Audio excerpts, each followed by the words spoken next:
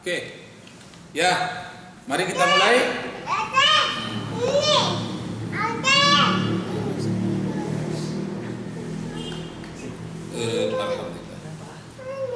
Ya, kita mulai aja ya.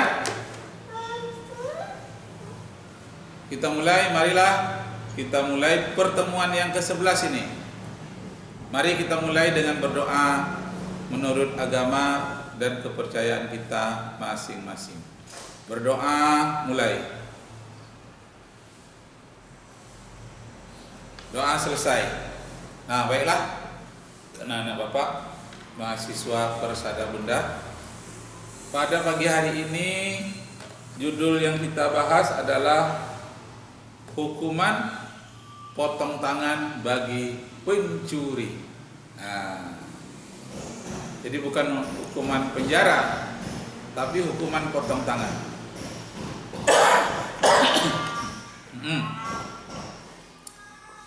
Sejarah hukuman potong tangan itu bagi pencuri itu sudah ada di dalam kitab Perjanjian Lama yang disebut dengan gigi dibalas dengan gigi, mata dibalas dengan mata, telinga dibalas dengan telinga.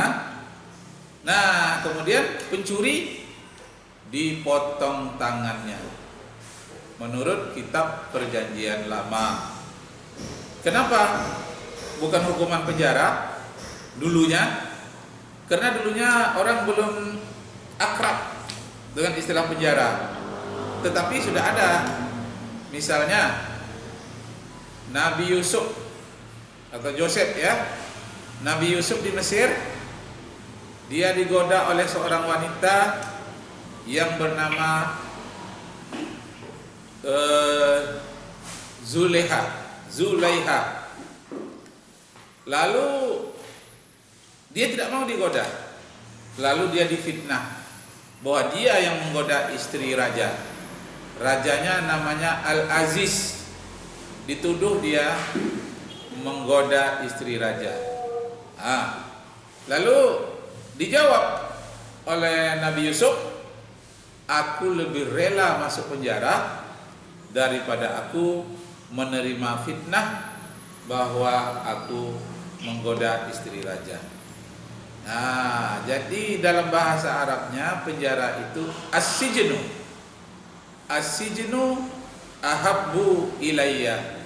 Aku lebih rela masuk penjara daripada aku mendapat fitnah, kata Nabi Yusuf. Jadi kesimpulannya, istilah penjara itu sudah dikenal sejak dahulu. Nah, tetapi di samping penjara ada hukuman lain yang bersifat hukuman jasmani ya. Hukuman jasmani itulah yang orang gigi diganti gigi, tangan diganti tangan, hidung diganti hidung, mata diganti. Hukuman fisik. Ya, hukuman fisik, betul ya. Dan kemudian mencuri dipotong tangannya. Nah, kalau dalam kitab suci itu ada dalam kitab Perjanjian Lama, ada juga dalam surat Al-Maidah ayat 38 yang menyatakan pencuri laki-laki dan pencuri wanita hendaklah kamu potong tangan keduanya, janganlah belas kasihan terhadap mereka. Nah, jadi pencuri ini mungkin sudah pernah Bapak ungkapkan kemarin sedikit tentang anak gubernur yang mencuri. Ya, lalu dia minta dispensasi jangan dihukum. Datanglah gubernur ini kepada Nabi Muhammad waktu itu sebagai presidennya. Lalu orang mengatakan, wahai Nabi Muhammad, ini anak gubernur, janganlah engkau potong tangannya, diberikan hukuman yang lain. Marah Nabi Muhammad waktu itu, mentang-mentang anak gubernur, katanya namanya Fatimah. Jangankan Fatimah anak gubernur, Fatimah anak Muhammad saja kalau mencuri akan kupotong juga tangannya. Betapa banyaknya orang-orang atau negara-negara di dunia yang akhirnya hancur Gara-gara kalau anak gubernur yang mencuri, dia diamkan. Tapi kalau rakyat jelata, orang-orang kecil baru dilakukan hukuman. Negara itu akan hancur, kata Nabi Muhammad. Nah, tapi yang kita bahas ini bukan hukumannya, bukan masalah hukuman, tapi falsafah di belakangnya. Di belakangnya itu apa? Itulah yang disebut dengan 10 falsafah atau hikmah hukuman potong tangan. Jadi bukan hukumannya ya, tapi hikmahnya. Hikmahnya yang pertama ialah supaya tidak ada orang yang dipotong tangannya. Kenapa? Karena kalau ada orang pemalas, ada orang punya bakat pencuri, itu tetangganya akan melirik kepadanya dan akan membantunya. Katanya, awas, orang ini perlu dibantu. Kalau kita tidak bantu, nanti akan terpotong tangannya oleh hukum. Nah, begitu katanya. Kemudian yang kedua, saudara-saudaranya yang abangnya, adiknya lihat adiknya ini punya potensi untuk mencuri, maka dia akan melatih dan akan diberikan modal, punya perhatian lebih supaya tangannya jangan terpotong. Yang ketiga, supaya pemimpin yang ada di sekitar itu, apakah RT, RW, pimpinan gereja atau pimpinan masjid, memperhatikan dia juga supaya dia ini diberikan pengawasan khusus, modal khusus, keterampilan khusus, karena dia punya potensi akan dipotong tangannya, harus dibentengi ramai-ramai. Akibatnya dia timbul kesadarannya, dia dididik, dia mendapatkan ilmu pengetahuan, diajarkan untuk bertanggung jawab, sehingga dia tidak lagi punya niat untuk mencuri. Kenapa? Karena sudah diberi modal. Nah, jadi kesimpulannya, hikmah atau falsafah dari hukuman potong tangan itu ialah pertama, supaya tidak ada tangan yang terpotong. Nah, ini agak aneh bunyinya, ganjil. Masa hukuman potong tangan hikmahnya supaya ada tangan yang tidak terpotong? Begitu juga hukuman mati bagi orang yang membunuh. Hukuman mati bagi orang yang membunuh supaya tidak ada orang yang terbunuh. Kenapa? Karena membunuh orang lain hukumannya dengan dirinya sendiri dibunuh melalui pengadilan. Jadi dengan hukuman bunuh itu supaya tidak ada orang yang terbunuh. Dengan hukuman potong tangan bagi pencuri supaya tidak ada harta orang yang dicuri. Kenapa? Karena tangannya akan dipotong. Nah, itu hikmahnya, falsafah di sebalik hukuman-hukuman itu. Nah, sekarang untuk di Indonesia, kalau kita analisis, ada pencuri skala kecil, mencuri ayam, mencuri makanan. Nah, skala kecil. Ada yang skala besar dilakukan oleh menteri apa itu baru-baru ini? Rally Marina, menteri apa? Yang sekarang ini? Menteri Sosial. Oh, mantap. Ya, betul, Menteri Sosial ya. Oh, berapa miliar itu yang dia korupsi? Nah, hanya banyak, 7 miliar ya. Nah, dia hanya diberikan penjara, hartanya disita. Nah, kalau ada hukum alternatif potong tangan, tunggu. Berikutnya kalau dia mengulangi lagi, kita sarankan diberlakukan hukuman potong tangan. Pertanyaannya, bisakah hukuman potong tangan itu diberlakukan di Indonesia? Bisa. Syarat yang pertama, kalau dia sudah mengulangi berkali-kali, sudah masuk penjara masih mencuri lagi, dihukum, masuk penjara mencuri lagi, masuk penjara lagi mencuri lagi, itu dipotong tangannya. Tapi itu harus disarankan melalui anggota DPR. Kalau dia setuju, kalau enggak ya nggak bisa.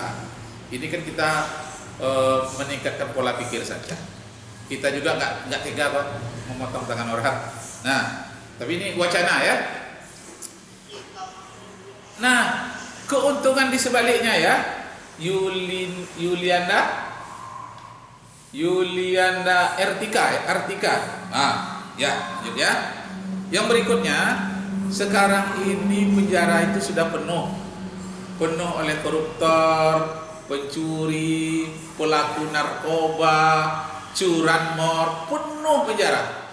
Di Pekanbaru ini penjara itu mau ditambah lagi. Ada di Tenggerang ya. Di mana itu? Di jalan apa penjara? Ditambah lagi dengan yang di Kulit. Di jalan Sialang Bungkuk. Nah, ini mau ditambah lagi katanya. Kenapa? Saking banyaknya orang mencuri. Nah, jadi sebagai alternatif pemikiran, orang yang sudah berkali-kali itu, ini mempannya apabila dipotong tangannya lagi ini, denda tetap dibayar. Apa hikmahnya kalau benar-benar tangannya dipotong? Ini sebagai wacana aja ya. Tapi jangan kalian buat. Nanti sampai ke rumah ada yang mencuri, kalian potong pula tangannya. Jangan, ya. Ini wacana saja, namanya mahasiswa ya. Mahasiswa itu di atas dari para siswa. Pola pikirnya itu yang paling penting. Nah, jadi kalian yang mengetahui seperti itu, di belakangnya itu ada apa? Di belakangnya itu hikmahnya, kalau nampak tangan orang potong berjalan dia di pasar-pasar, itu anak kecil akan menontonnya, akan dilihat. Nah, orang tangan potong tadi dilihat oleh orang banyak, itu merupakan hukuman juga bagi dia. Kalau orang masuk penjara, begitu dia keluar dari penjara, orang itu tidak tahu bahwa dia itu mantan koruptor atau mencuri. Tapi kalau dipotong tangannya, nampak dilihat oleh anak-anak di pasar, nah itulah akibatnya. Kalau orang mencuri, potong tangannya. Jadi anak-anak mengatakan apa? Ih, ngeri katanya. Kalau begitu kita jangan mencuri. Nah, itu salah satu falsafah yang ada di belakangnya. Kalaupun pada hari ini belum bisa dilaksanakan di banyak negara, mana tahu 100, 200, 300 atau 400 tahun yang akan datang, ini mungkin tepat waktunya, tepat saatnya, tepat orangnya. Mungkin suatu saat nanti akan dijadikan satu alternatif, satu pola pikir bagi orang lain, walaupun ada variasinya nanti. Variasinya macam mana? Kalau pertama kali mencuri, jarinya sebelah kiri ruas pertama. 2 kali mencuri, potong jari sebelah kiri ruas kedua. Yang ketiga kali ruas ketiga. Mencuri keempat kali baru sebelah kanan, ruas pertama. Nah, yang keempat kali ruas kedua. Yang keenam kali, 5 kali ruas ke sini. Masih juga lagi. Wah, itu udah hukuman tembak lagi itu. Penyakit gitu. Udah tidak mempan lagi, ditegur. Nah, begitulah falsafah yang ada di belakangnya. Nah, tapi ada pesan yang paling penting dalam hukuman potong tangan itu. Apa? Pendidikan bagi orang miskin. Karena yang mencuri itu pada dasarnya orang miskin. Tapi itu konsep yang lama. Kalau konsep yang baru ini, lihatnya menteri pun melakukan korupsi, padahal dia tidak miskin. Nah, ya dulu 20 tahun yang lalu, ketika Bapak pertama kali mengajar, Bapak membuat pantun tentang orang korupsi yang harus dipotong tangannya. Nah, pantunnya bunyinya begini, pantunnya sindiran. Mengapa aku naik taksi terlalu lama,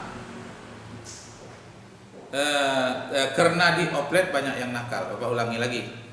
Mengapa aku naik taksi? Karena di oplet banyak yang nakal. Bagaimana aku tidak korupsi? Jumlah gajiku tidak masuk akal. Nah, jadi 20 tahun yang lalu gaji pegawai negeri, bukan 20 ya, 30 tahun yang lalu gaji pegawai negeri itu tidak masuk akal. Bapak pertama kali menjadi pegawai negeri, gaji Bapak itu 52.000. Berasnya beras yang paling jelek, tidak masuk akal. Baru seminggu sudah habis gajinya, tapi Bapak tetap bertahan karena ada kerja juga sampingan-sampingan yang lain. Bapak ulangi pantunnya. Mengapa aku naik taksi? Karena di oplet banyak yang nakal. Bagaimana aku tidak korupsi? Jumlah gajiku tidak masuk akal. Nah, Pola pikir bapak pada waktu itu, karena jumlah gaji tidak masuk akal lah orang menjadi koruptor, mencuri.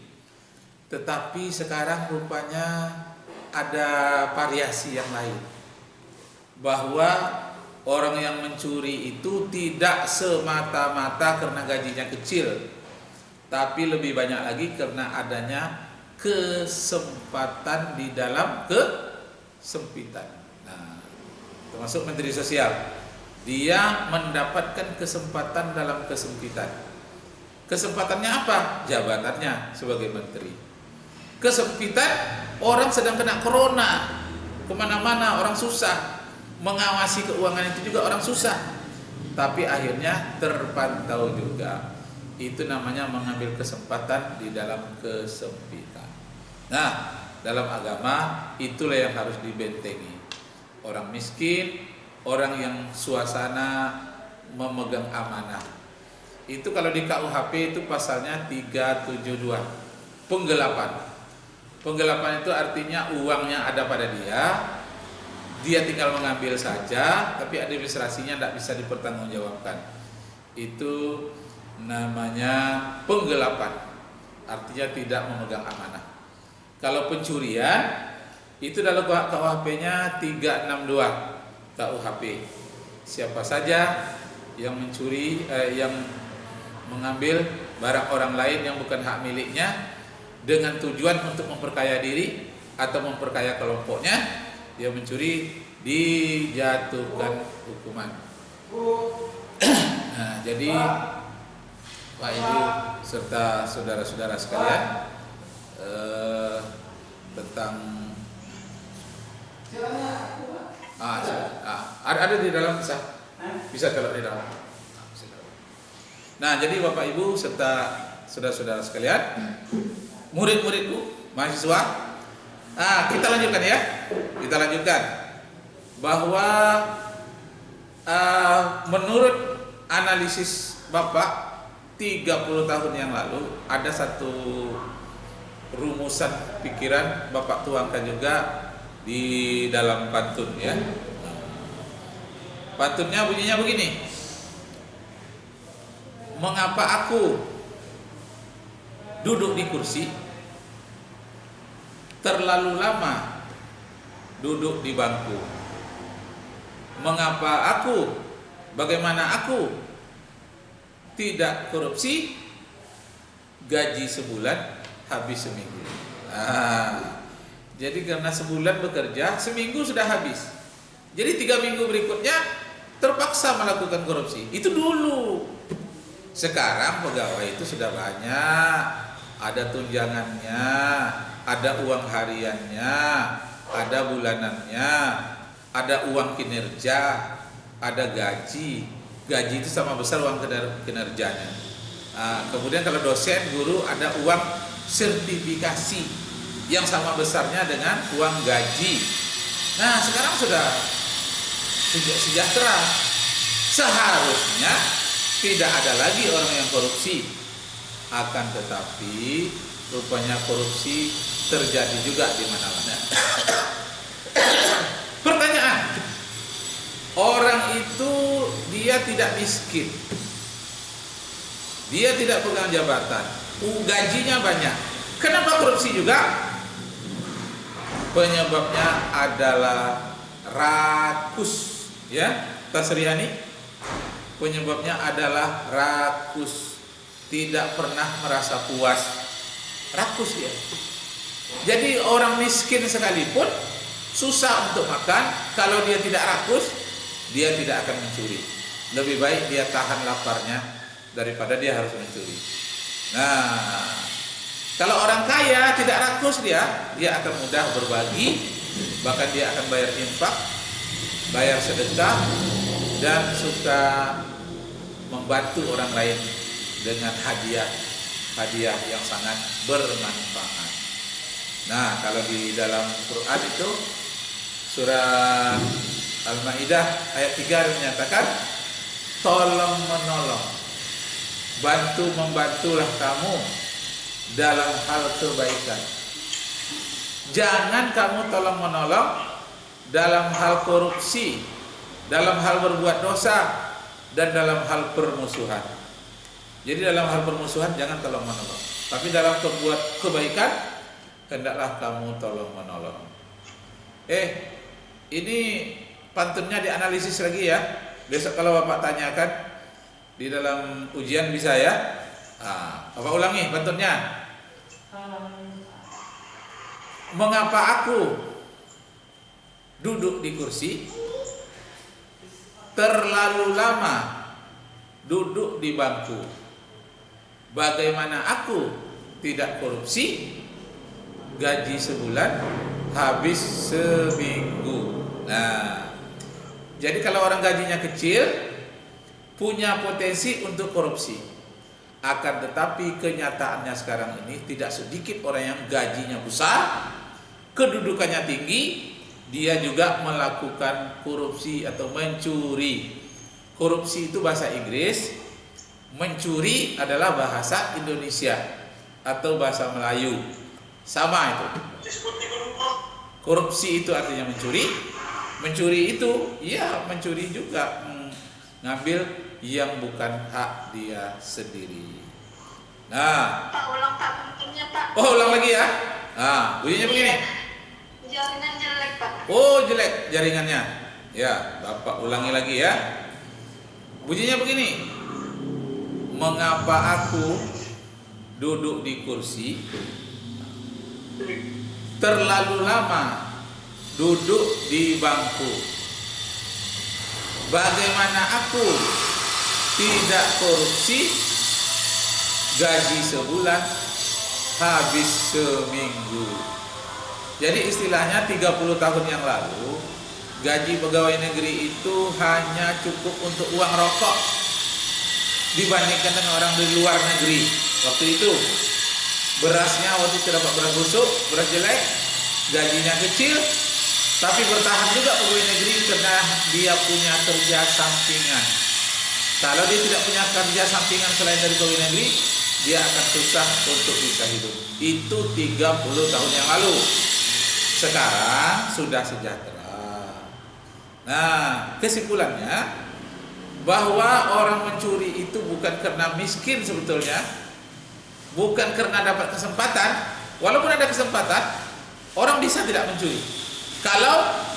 Kalau dia bisa mengendalikan hawa nafsunya, kalau dia bisa mengendalikan akal pikirannya, mengendalikan jiwanya. Disitulah pentingnya agama. Tapi bukan agama sebagai mata pelajaran, agama untuk dihayati.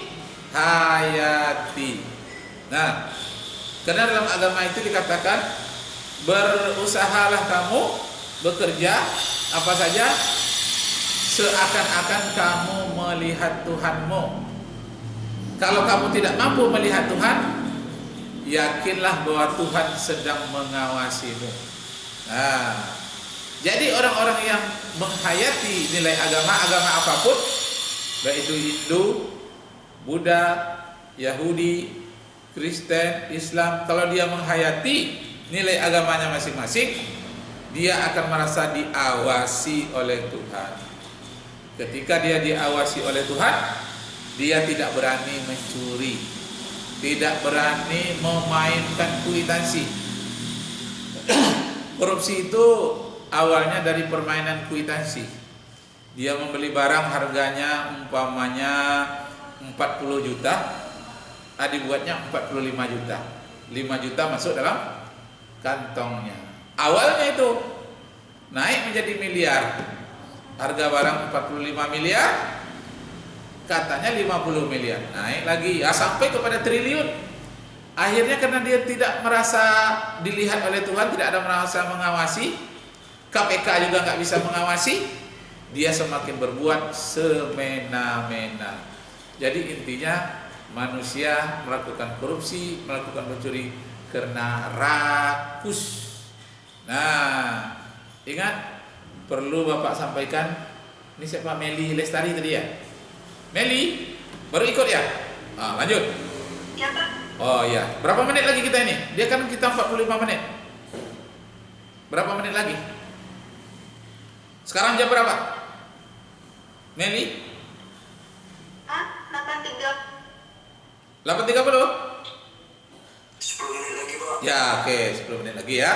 Oke. Nah, hubungannya dengan kerakusan itu tadi, tolong dicatat ya. Pernah orang India menemui Mahatma Gandhi. Karena penduduk India itu banyak, lebih dari 1 miliar. Datanglah orang kepada Mahatma Gandhi. Wahai Mahatma Gandhi, kata orang, penduduk dunia sekarang hampir 7 juta waktu itu. 7 juta, 7 miliar. Apa jawab Mahatma Gandhi? Walaupun penduduk dunia sekarang ini 7 miliar, ditambah lagi 7 miliar lagi, bumi ini mampu membuat manusia di dunia bahagia. Nah, jadi jumlah penduduk tidak masalah. Orang akan tetap bahagia sekalipun ditambah 7 miliar lagi. Akan tetapi katanya, kekayaan 7 miliar masyarakat di dunia ini, kekayaannya semua diberikan kepada 1 orang, ya. 7 miliar orang kekayaannya diberikan kepada 1 orang agar dia bahagia. Maka orang yang 1 tadi tidak akan bahagia walaupun uangnya melimpah kalau dia rakus. Nah, jadi orang rakus diberikan seluruh dunia ini kepada dia tidak akan bahagia. Dan manusia walaupun 7 miliar atau 14 miliar akan hidupnya bahagia kalau dia pertama mau berbagi, yang kedua mau hidup sederhana. Jadi kesimpulannya, orang akan berbahagia, tidak akan mencuri, tidak akan melakukan kriminal kalau di dalam jiwanya itu tidak ada sifat rakus. Kalaupun ada sifat rakus, dia kendalikan dengan nilai agamanya. Yang kedua, kalau ada di dalam jiwanya mau berbagi, ya. Nah itu dia, mau berbagi itu kena bersyukur. Apabila kita bersyukur kepada sesama manusia, itu samalah juga dengan bersyukur kepada Tuhan Yang Maha Esa. Orang yang tidak berterima kasih kepada sesama manusia, dia sulit juga untuk berterima kasih kepada Tuhan Yang Maha Esa. Nah, PR ya, PR untuk kalian semua. Catat ya, 5 PR-nya. 1, carilah di dalam kitab suci baik Bible maupun Al-Quran, ya, Bible maupun Al-Quran, tentang hukuman bagi orang mencuri, ya. Tadi cari dalam perjanjian lama boleh, perjanjian baru boleh, dalam Al-Quran boleh. Kutiplah 2 ayat masing-masing tentang hukuman bagi orang yang mencuri. Yang pertama, ya. Yang kedua,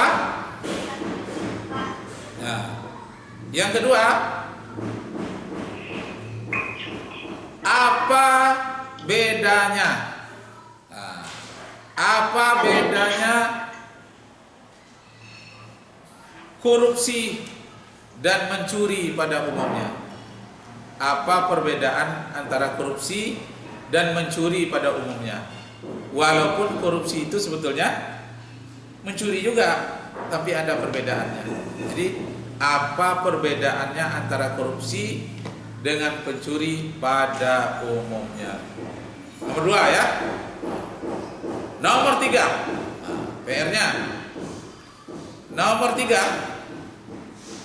bagaimana caranya mengantisipasi pencuri dan korupsi? Bagaimana caranya mengantisipasi pencuri dan korupsi menurut ajaran agama-agama dunia? Mengantisipasinya itu bagaimana? Menurut ajaran agama, boleh menurut Hindu, Buddha, Kristen, Islam. Ambil aja salah satu, tidak usah semuanya ya. yang kalian bisa ambil bagaimana mengantisipasi pencurian. Sebelum pencurian itu terjadi, apa tindakan yang harus diambil? Ya. Yang keempat, hukuman fisik.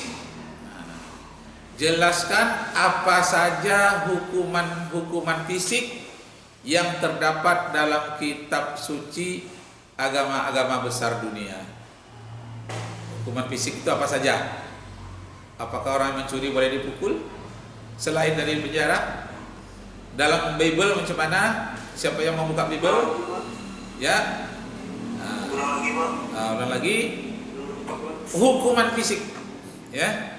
Apa saja jenis hukuman fisik yang ditemukan di dalam kitab suci? Ya. Jenis-jenis hukuman fisik di dalam kitab suci maupun hukuman fisik di kitab suci, baik kitab suci Perjanjian Lama, Perjanjian Baru maupun menurut Al-Qur'an. Apa jenis-jenis hukuman fisik? Kalau nggak dapat ayatnya, keterangan dari agama saja. Umpamanya dalam Islam ya?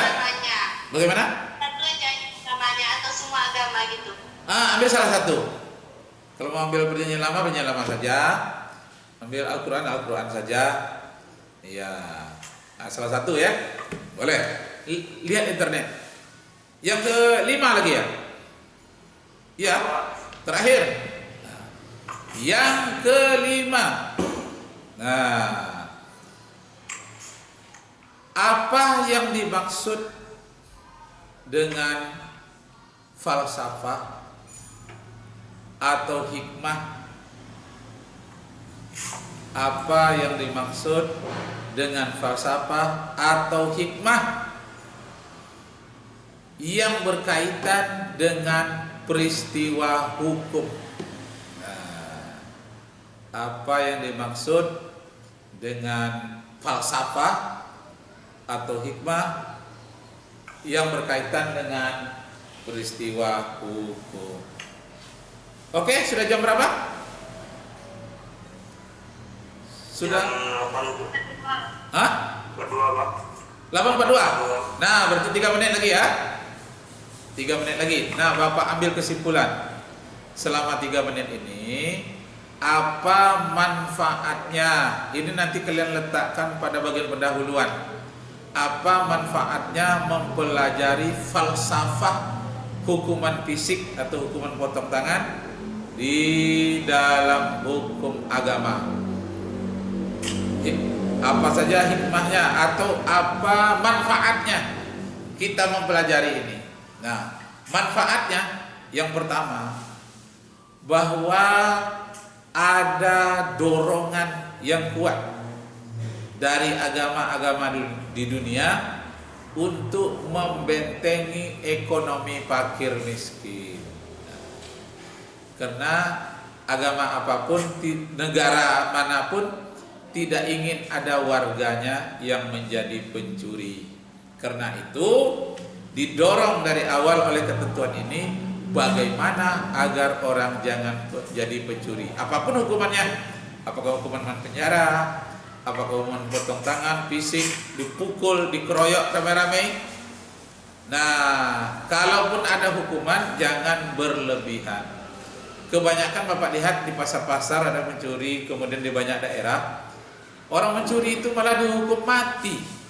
Padahal yang dicurinya itu cuma seekor ayam, berapalah harganya. Tapi oleh masyarakat setempat dikeroyok sampai hukuman mati, dilempari, dipatahkan kakinya. Ini berlebihan. Jadi kalau orang mencuri itu paling tinggi itu hanya potong tangan, tapi kok dibunuh? Ini namanya tindakan massal, dengan massa, itu tidak boleh. Jadi kalian di lingkungan kalian kalau ada kejadian seperti itu sampaikan kepada RT-nya, RW-nya, masyarakat. Kalau memberikan hukuman itu jangan berlebihan. Masa mencuri saja sampai nyawa dia kehilangan, padahal dia lapar, padahal dia sudah berhari-hari tidak makan.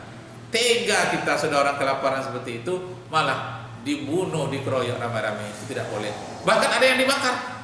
pencopet itu tahun yang lalu ketangkap oleh orang di oplet, dibakar pakai bensin, mati. Waduh, ini berlebihan. Jadi kita sebagai orang mahasiswa yang intelektual, mengerti agama, mengerti hukum, mengerti moral, mengerti falsafah, mengerti hikmah, kita harus menegakkan hak asasi manusia berdasarkan hak ilahiyah. Hak asasi manusia berasal dari kita sendiri, hak ilahiyah berdasarkan kitab suci. Itu hak Tuhan disebutkan dalam kitab suci. Nah, terakhir yang kedua, manfaat kita mempelajari tentang hukuman fisik bagi orang-orang yang mencuri ialah supaya kita memelihara fisik kita dengan baik, sayang kita dengan tangan kita jaga jangan sampai mencuri. Cara menjaga tangan itu dengan menjaga hati, supaya hati kita jangan rakus, jangan tergerak untuk mencuri. Kalau ada adik kita, saudara kita yang berbakat seperti itu, segera dia berikan keterampilan, berikan modal, supaya bakatnya untuk menjadi pencuri itu terhapus, lenyap atau menjadi latin, sehingga dia tidak lagi mencuri. Nah, demikianlah sampai waktu kita ya. Dah, demikianlah mahasiswaku sekalian. Diantar 2 hari atau 3 hari setelah ini. Sekarang hari apa nih? Kamis? Kemarin ya Pak? Ya, Kamis, Jumat, Sabtu ya. Sabtu, hari Minggu juga boleh. Kalau yang mau sampai jalan-jalan hari Minggu, Bapak di rumah aja. Bapak tidak kemana-mana. Ya Minggu aja Pak. Hari Minggu juga boleh. Ya? Bagaimana? Ya. Oh, mana yang jauh masuk classroom saja. Kirim ke classroom. Mana yang dekat langsung ke rumah Bapak ya. Kalau dekat malas juga untuk ngirim melalui apa aja, melalui classroom ya. Atau melalui WA juga bisa kok ya. Yang paling bagus sebetulnya classroom ya. Classroom yang paling bagus. Ya. Kalau email Pak? Kalau email kadang-kadang ada macetnya sedikit, tapi kalau classroom nggak ada macet, ya. Nah, classroom lah. Belum ada kodenya Pak, kode classroomnya. Oh gitu, tanya dengan kawan. Kawan dah ada yang dapat. Dah banyak kok yang masuk. Lengkap dengan foto-fotonya Bapak lihat di situ, ya. Oke, demikian terima kasih. Bagi Bapak mohon maaf. Sampai jumpa lagi, ya. Pak akhiri. Assalamualaikum warahmatullahi wabarakatuh.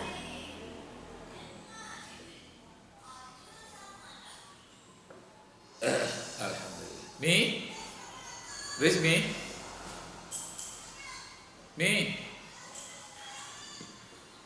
Nah, demikianlah Bapak Ibu mahasiswaku bersada bunda, begitu panjang lebarnya kajian tentang hukuman potong tangan tadi. Kita pelajari falsafahnya saja. Ada falsafah apa di belakangnya? Ternyata luar biasa. Jadi kita tidak terikat kepada teksnya saja. Teks kata potong tangan itu mati teksnya, tapi ada yang hidup di belakangnya. Apa dia? Falsafah di dalamnya. Bentengi fakir miskin, jangan sampai mencuri.